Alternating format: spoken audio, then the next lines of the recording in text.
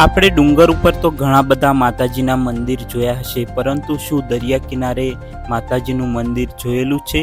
તો આ છે ગુજરાતના દરિયા કિનારે આવેલું એક મંદિર, અને તે પણ આસ્થાની સાથે સાથે દરિયા કિનારે આવેલું છે, જેના કારણે એક આકર્ષણનું કેન્દ્ર બને છે. મિત્રો, સાથે સાથે અહીં ઘણી બધી એક્ટિવિટીઝ પણ થાય છે, જેમ કે હોર્સ રાઇડિંગ છે, કાર રાઇડિંગ તથા બાઇક રાઇડ પણ થાય છે.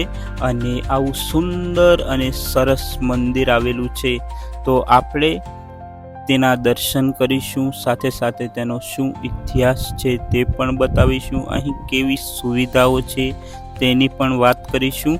તો ચાલો સાથે મળીને માતાજીના આપણે દર્શન કરીશું.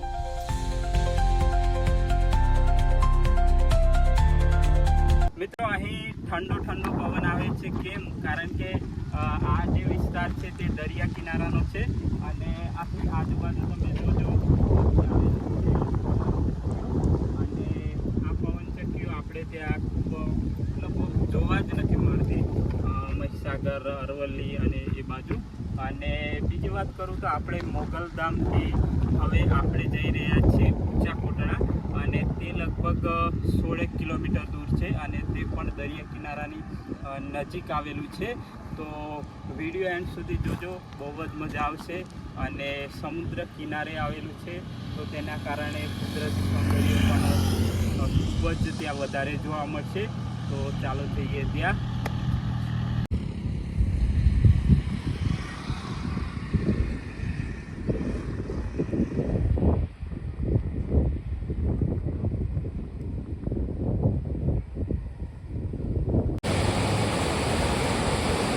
ભાવનગરથી લગભગ 80 કિલોમીટર અને મહુવાથી લગભગ 35 કિલોમીટરના અંતરે આવેલું છે આ ઊંચા કોટડા, અને દરિયા કિનારે આવેલું છે. તો મિત્રો, અમે ખૂબ જ થાકી ગયા હતા, પરંતુ જ્યારે અહીં આવ્યા અને આ દરિયાનો માહોલ જોઈને અમારો જે બધો થાક હતો તે ઉતરી ગયો. અને હાલ સાંજનો સમય છે, એટલે રહેવાની કેવી સુવિધા છે તથા જમવાની શું સુવિધા છે તે અમે જોવા માટે આગળ જઈ રહ્યા છીએ. અને બીજું કે આ દરિયા કિનારે આવેલું છે મંદિર, એટલે ખૂબ જ અલગ જ માહોલ હોય છે, કારણ કે ઠંડો પવન આવે છે. ઉનાળાનો ટાઈમ છે, તેમ છતાં અહીં ખૂબ જ મજા આવે છે. તો અહીં જે થતી એક્ટિવિટીઝ છે તે તમને સવારે બતાવીશું, કારણ કે અમે નાઇટ અહીંયા રોકાવાના છીએ. અને વિડીયો એન્ડ સુધી જોજો, બહુ જ મજા આવશે.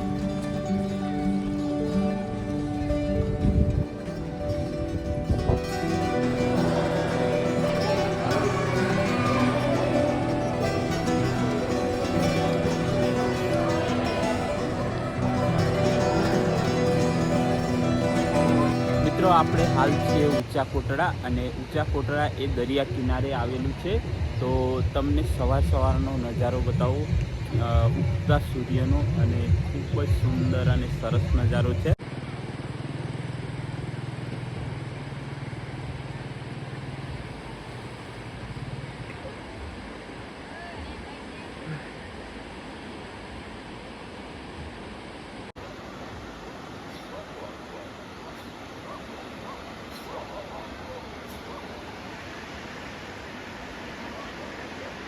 ગુડ મોર્નિંગ મિત્રો, કેમ છો? આશા કરું કે તમે બધા મજામાં જ હશો, અને આપણે પણ મજામાં જ છીએ. મિત્રો, અમે ઊંચા કોટડાની અંદર રોકાયા હતા. અહીં ભોજનાલયની સરસ એવી સુવિધા હતી, તો ત્યાં અમે રોકાયા હતા. અને બીજી વાત કરું કે આ સવારનો માહોલ છે. તો આપણે અહીં જે ઊંચા કોટડામાં જે મંદિર આવેલું છે તેના દર્શન કરીશું. સાથે સાથે અહીં જે દરિયા કિનારો છે, તો આ દરિયા કિનારાનો નજારો પણ તમને બતાવીશ. અને અહીં જે જીપ સવારી થાય છે, ઘોડે સવારી થાય છે, અને આ બધું જ અહીં જોવા મળે છે. તો વિડીયો એન્ડ સુધી જરૂર જોજો. જ્યારે અમે સાંજે અહીં આવ્યા હતા ત્યારે દરિયો આખો ફૂલ હતો. મતલબ આ જે કિનારો અત્યારે છે તે જુઓ ને, તો આ કિનારો બધો પાણીથી ભરાયેલો હતો, અને હાલ ધીમે ધીમે ખાલી થઈ રહ્યો છે. તો અહીં ઘણી બધી મતલબ ખાવા પીવાની જે લારીઓ હશે, પછી કેટલીક રાઈડ પણ અહીં જોવા મળે છે, તો તે બતાવીશું. અને સવારમાં દરિયાનો નજારો જુઓ તમે, અત્યારે શાંત છે અને દરિયાનું પાણી પાછું ગયા પછી જુઓ આ કેવી કન્ડિશન છે.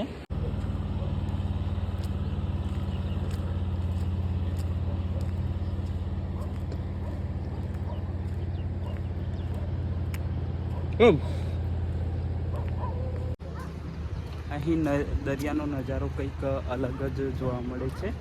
અને અહીં ઘણી બધી જે રાઇડ્સો થાય છે તેની અંદર બતાવું તમને. અહીં આ જુઓ, આ ગાડી કેવી છે, બાઇક લાગે છે પણ 4 ટાયરો છે. કેટલાક લોકો નાહવા માટે આવેલા અને કેટલાક મચ્છી પણ મારે છે.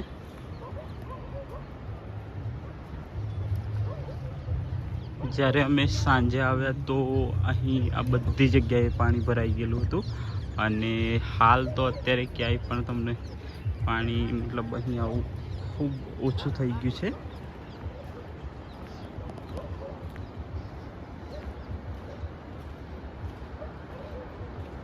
જ્યારે પાણી ઓછું થઈ જાય છે ત્યારે ઘણી બધી લારીઓ લાગે છે, અને કેટલાક રાઇડ્સવાળા પણ હોય, ફોટાવાળા પણ હોય, અને કંઈક લોકો પણ ઘણા બધા અહીં ફરવા માટે આવતા હોય છે.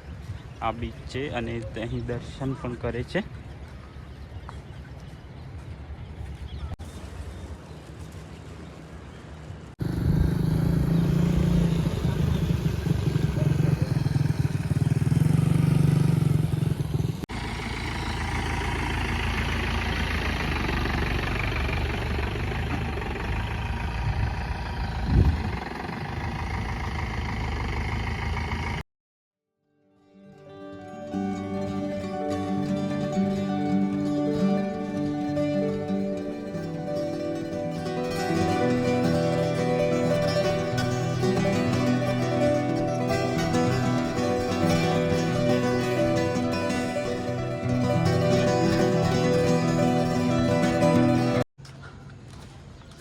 મારા સાથે એક મિત્ર આવ્યા છે, તેમને સવારનો ટાઈમ છે એટલે ચા પીવી છે. બસ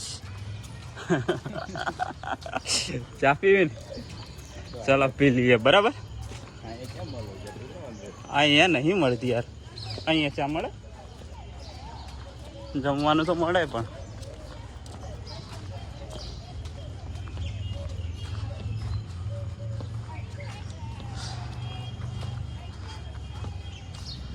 એવું કહેવાય છે કે મારવાડની અંદર જહાજી ભીલ અને તેમની પત્ની મા કુળદેવી ચામુંડાની ખૂબ જ ભક્તિ કરે છે, અને તેના જ કારણે માતાજી તેમના પર કાયમી પ્રસન્ન રહે છે. અને એક વખત એવું કહેવાય છે કે અહીં દુકાળ પડે છે, અને દુકાળ પડવાના કારણે માતાજી તેમને ગોહિલવાડની અંદર આવેલું ઊંચા કોટડા છે ત્યાં જવાનું કહે છે, અને ત્યાંથી તે લોકો અહીં રહેવા માટે આવે છે. જ્યારે તેઓ અહીં આવે છે ત્યારે તેમને એક પુત્રનો જન્મ થાય છે, જેનું નામ કાળિયો ભીલ રાખવામાં આવે છે. અને પુત્રના જન્મની સાથે જ પિતાનું અહીં મૃત્યુ થાય છે, અને થોડા સમય પછી તેમની જે માતા છે તેમનું પણ મૃત્યુ થાય છે.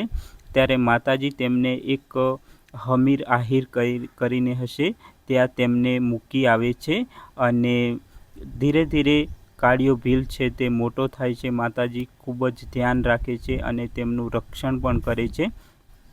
જ્યારે કાળિયો ભીલ મોટો થાય છે ત્યારે તે કહે છે કે મારે દરિયા ઉપર રાજ કરવું છે, અને આ જે જહાજો છે તેને લૂંટે છે. ત્યારે માતાજી કહે છે કે તારે જહાજો લૂંટવા હોય તો જે અધર્મીઓ છે તેમના જ જહાજ લૂંટજે, બાકી કોઈના લૂંટતો નહીં. અને ધીરે ધીરે એક વખત જહાજ લૂંટવા જતાં પહેલાં તે માતાજીની રજા લેવા જાય છે, પરંતુ માતાજી તેને ના પાડે છે. તેમ છતાં તે જહાજ લૂંટવા જાય છે, અને ત્યાં જ તેને ફિરંગીઓ પકડી લે છે અને જેલની અંદર પૂરી દેતા હોય છે. ત્યારે માતાજીને તે પ્રાર્થના કરે છે અને માતાજીને કહે છે કે મારી ભૂલ થઈ ગઈ છે. તો માતાજી તેને તે જેલમાંથી છોડાવે છે અને બહાર લાવે છે. ત્યાર પછી તે હંમેશા માટે જહાજ લૂંટવાનું બંધ કરી દે છે અને અહીં ઊંચા કોટડાની અંદર પોતાના પૂરા જીવન દરમિયાન તે માતાજીની ભક્તિ કરે છે, આરાધના કરે છે અને ત્યાર પછી ધીરે ધીરે અહીં ઊંચા કોટડાની અંદર કાયમી માટે આ ધામ બની જાય છે. અને અહીં ચૈત્ર પૂનમના દિવસે ખૂબ જ મોટો મેળો પણ ભરાય છે અને આજુબાજુના ઘણા બધા લોકો અહીં માતાજીના દર્શન કરવા માટે આવતા હોય છે. અને આ દરિયા કિનારે આવેલું સુંદર એવું માતાજીનું મંદિર તમે પણ દર્શન કરવા માટે જરૂર આવજો. અને અહીં જે પણ બાધા માનતાઓ રાખવામાં આવે તે પણ પૂરી થતી હોય છે. અને અહીં ત્રિશૂળ ચઢાવે છે લોકો, જુઓ તમે. અને આવી રીતે અહીં માતાજીના મંદિરનો આ જે નજારો છે તે આવેલો છે.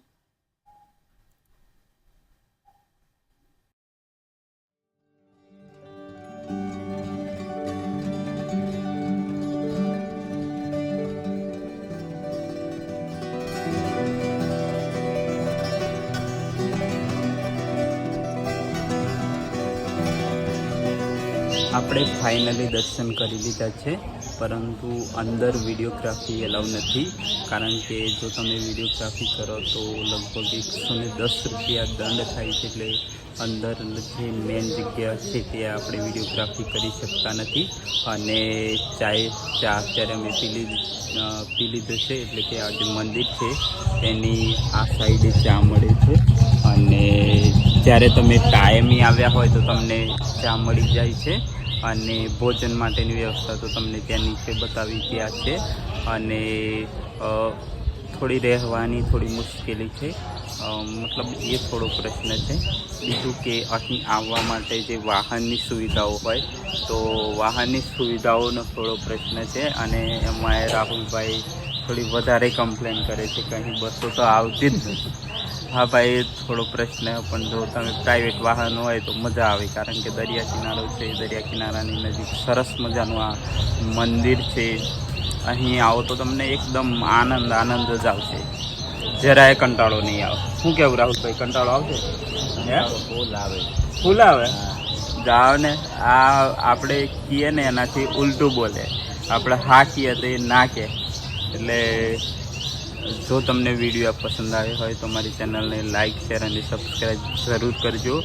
અને હવે આપણે જવાના છે મહુવા તરફ, તો વિડીયોને કરીએ છીએ એન્ડ.